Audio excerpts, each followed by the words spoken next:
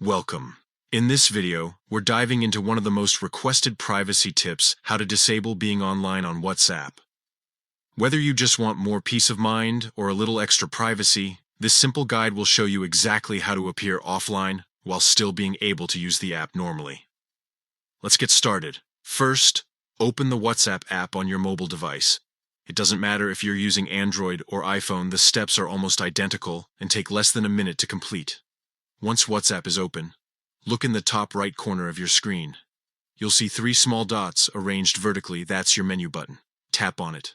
A small drop-down will appear with several options. From that menu, tap on Settings. Inside Settings, scroll down and tap on Privacy. This is where all of WhatsApp's privacy-related features are located, including read receipts, blocked contacts, and who can see your personal information. Next, find the option that says Last Seen and Online. Tap it to open the settings. This is where the magic happens. Under the section titled Who Can See My Last Seen, you'll have several options: Everyone, My Contacts Except, and Nobody. To turn off your visibility completely, choose Nobody. This means that no one will be able to see the last time you were active on WhatsApp. Now, just below that, look for Who Can See When I'm Online. Tap on it and choose Same as Last Seen.